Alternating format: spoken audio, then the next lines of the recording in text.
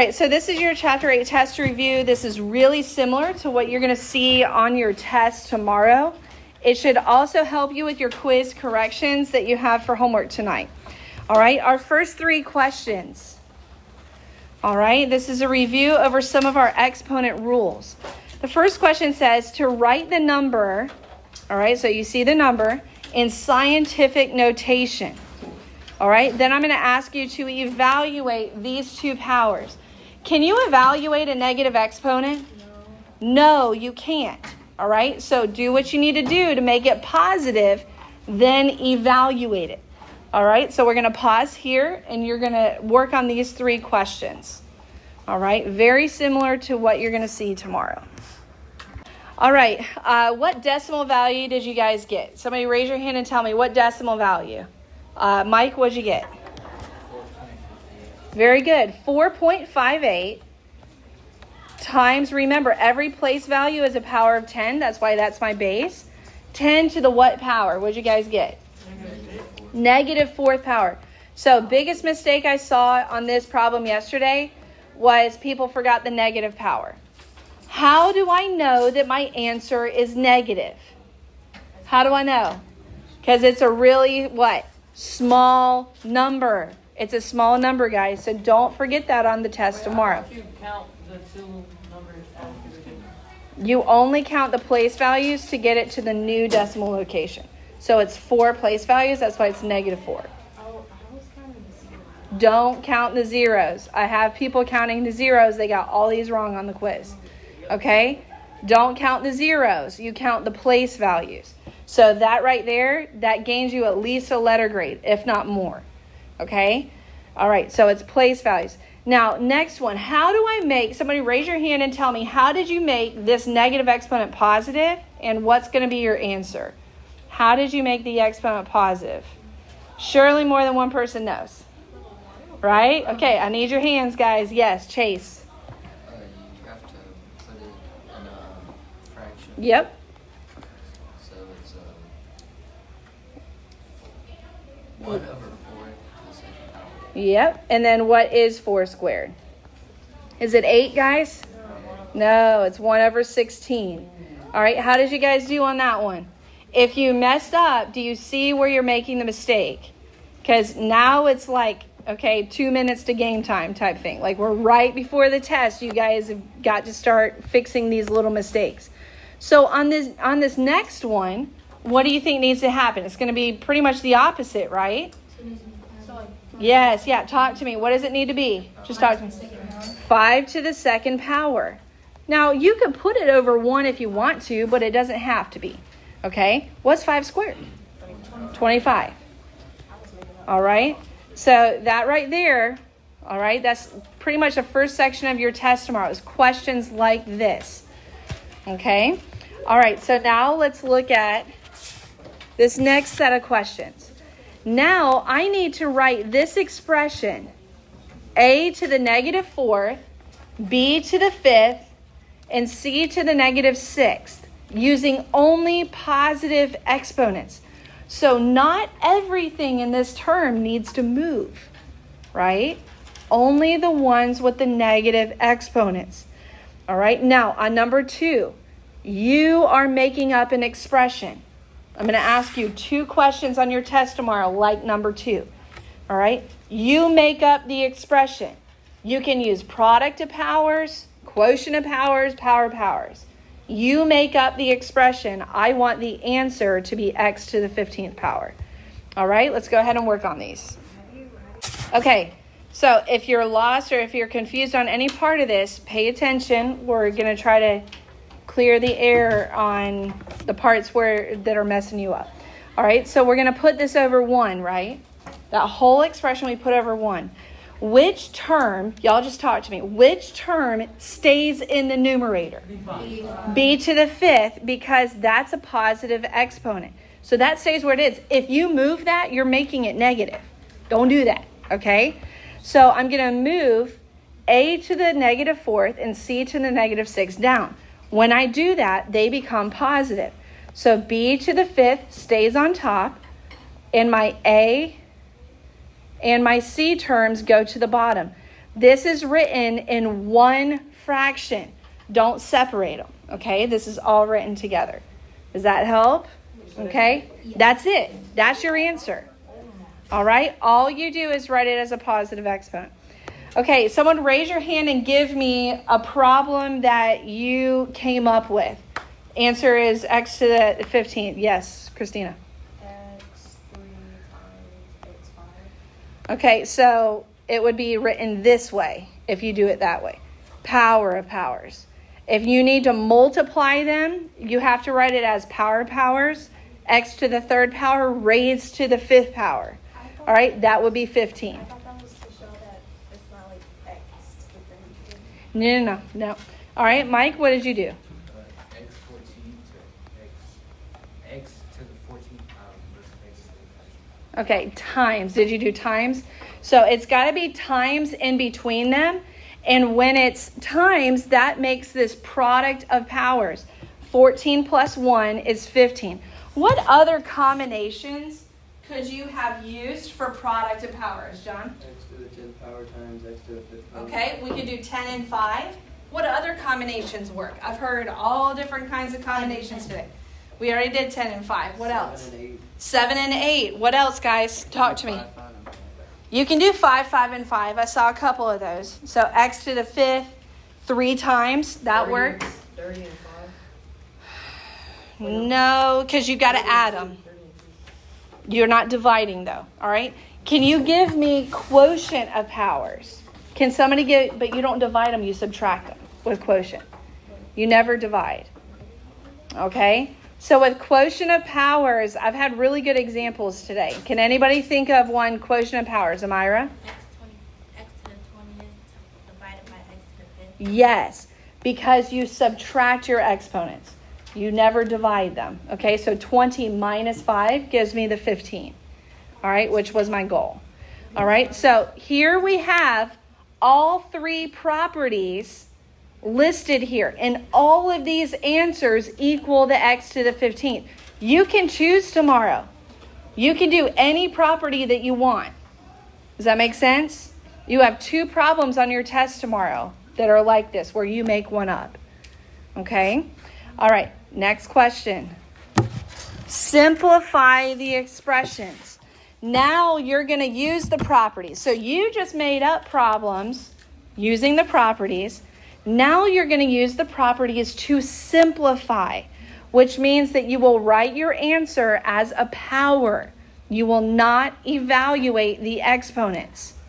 All right, and I'll make that really clear on your test tomorrow. I'll say write your answer as a power. So go ahead and do these 3 problems. All right, Number 3, do you have to solve it? you do not solve it. You're writing the answer as a power.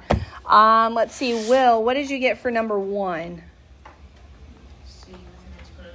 Yes, very good. C to the 8th power. C to the power of 8. Number 2, Hayden, what did you get on number 2? Very good. G to the 2nd power. I subtracted. Did you guys do that? Okay, and what about number 3, Jordan? What'd you get on number 3? Tinez, you didn't get there yet? Jordan, Britton, did you get it? Not yet? All right, Mike, what'd you get? Yes, 3 to the 21st power. This is power of powers because I have one base raised to a power and then raised to another power. So on your test tomorrow, this is all in one section. Will you know when to add, when to subtract, when to multiply? Okay? All right, so that's another section. Now you're going to have a section. Notice the word here. What does this word mean? Does this word mean you're going to have exponents in your answer? No, they're going to go away. You need to solve these. Okay, so evaluate the powers. Be careful on your signs.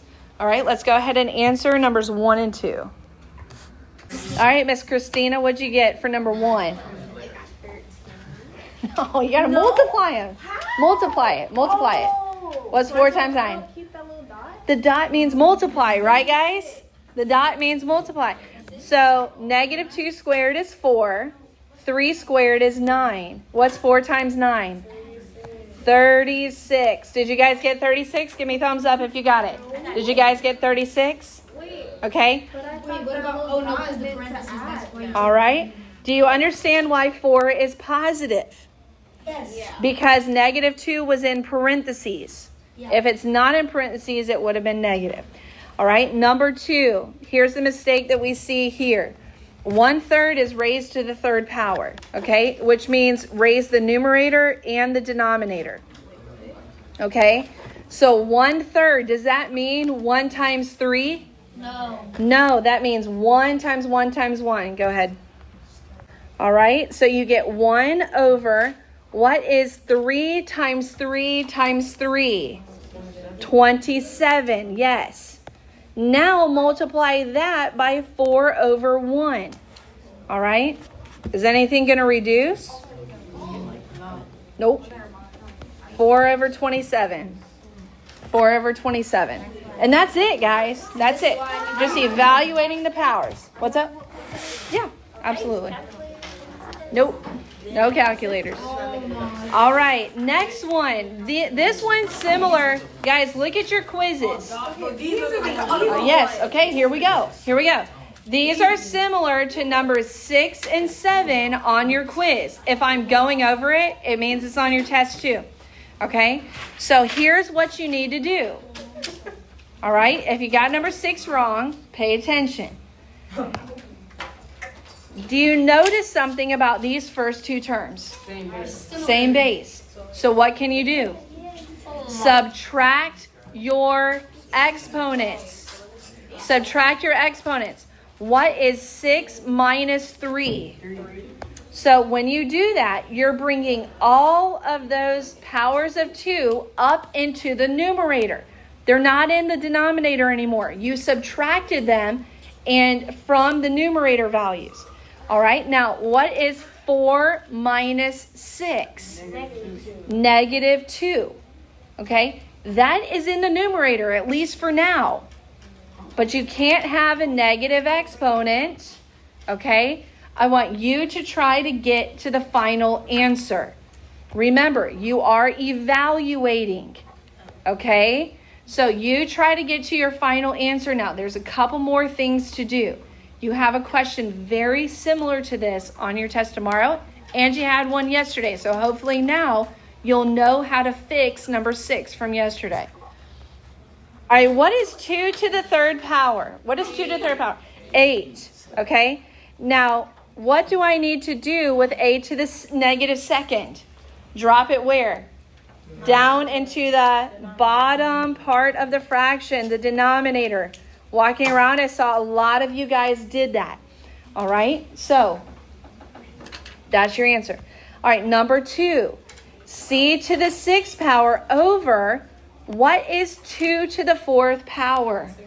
16 c to the 4th power. You cannot subtract the exponents until you get rid of your parentheses in the bottom. Okay, now what is 6 minus 4? C squared over 16. Okay, c squared over 16. If you messed up, do you see where you messed up? All right. Now, I'm going to give you as much partial credit tomorrow as I can. Okay. So if you can get at least part of that, I should be able to give you some partial credit. What was the answer for Number number 2? 2 was c squared over 16. Okay, c squared over 16. Now, these next 3 questions, these are very similar to the next section from your quiz. So it's going to be very similar to some questions on your test tomorrow too. So let's figure out where we're messing up. If you messed up on these, let's figure out where the breakdown is. A lot of people added these 2 numbers, the bases. But what sign is right here in between them? Multiplication. So what do you think you do with 6 and 5? Multiply them. Multiply them. What is 6 times 5? 30. Now, with your common bases of x, what do you do with your exponents? Add them. What is negative 2 plus negative 10? Negative 12. 30x to the negative 12th power. This is not your final answer. Okay? You do the last step now. All right, what did you do, guys? Do you have to move the 30? No, the 30 stays where it is. You drop the x to the 12th power to make it positive. Okay, do you see that? It's not connected. 30 does not have a negative exponent. 30 has an exponent of 1 if there's nothing there. So 30 stays where it is. This is 30 times x to the negative 12. That's a product. Only the x has the negative exponent. Okay, Hamir, do you have a question on that? All right, do you see why 30 stays on top? Okay, 30 doesn't have the negative exponent. The x does. All right, you have to see them as being multiplied together. So, number 2, Michaela, how do I fix number 2? How do I write it with only positive exponents? Okay, 20 gets to stay where it is. Did you do that, Chase? Did you leave 20 in the numerator? Zari, did you leave 20 up top? Good job. All right, and then drop x into the bottom. I'm done. That's all I have to do. All right, last one. This is one of the hardest questions on your test. If you get it wrong, you're not going to fail just for missing this one question. All right, it's a combination of a lot of mistakes. But this one is tougher. All right, you've got to reduce 10 over 8. What is 10 over 8 reduced to? I see a lot of you guys have it. 5 over 4. Okay? Now, you reduce 10 over 8 by 2. Yeah, you just reduce it. That's it. Okay? Yeah, and they will. They'll reduce. Okay? I know. All right? So now you reduce the numbers. Now look at your x's. Common base. So you can use quotient of powers. Negative 5 minus, but what are you minusing? Negative 7. That is a double negative. Quotient of powers, when that bottom number is a negative, it becomes a double. So change it to addition. What is negative 5 plus 7? 2. All right? You can do it. You really can do it. That's it. That's it. Why did you put a double? The double negative, because quotient of powers you subtract, but I'm subtracting a negative 7. So it's negative. I get it. Yes, so it's a double negative. All right, next. Okay, here's your last 2 questions, guys. Last 2 questions. Okay, look on the back of your quiz. Okay. All right, here's your last 2 questions. On one of these, you need a common power. On one of them, you do not. Which one do you need a common power? Number 1 or number 2? So number 1 is this, and number 2 is this. Number 1. Oh, it's number 2. You only need the common power when you what? Add and subtract. Okay? So the question is, which expression needs to change? Your first one or your second one? The first one, because it has the lesser exponent. How many values do I need to increase it by?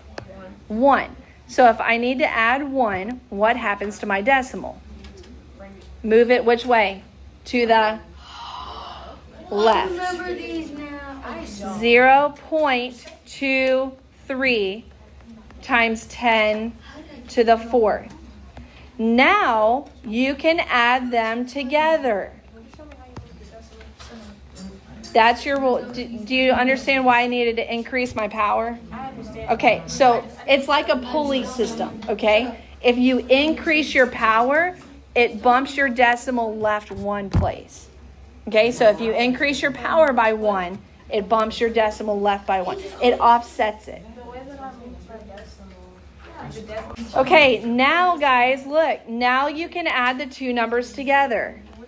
0.23 plus 1.2. What is that going to be, guys? 1.43 So how do you know? times 10 to the fourth power. Listen, this is my problem. How do you know if you need to? Last problem. Last problem. Look at number 2. Last problem. It's multiplication. Ooh, 9 times 6. I mean 5. What's 5 times 9? I don't know. 45. If I'm multiplying, what do I do with my powers? Add them. 10 to the 9th power. This is only half credit. Why? That's too big. So why did So you gotta bring the decimal, put it over, and you gotta change that and plus 1. Yes. Okay. 45. Look here, guys. 45 is too big. 45 is too big. So you need to bump your decimal. Hold on, guys. Bump your decimal left to make it 4.5. Your rule says if you move your decimal left, however many places, you must increase your power by the same number of place values. So times 10 to the 10th power would be your full credit answer. wait, so what's the rule for like why Okay. is too big? If the number's too big, you have to move your decimal, and then that increases your power. Again, it's like that pulley system. It has to be more. Okay, so that's it for your test reading. One less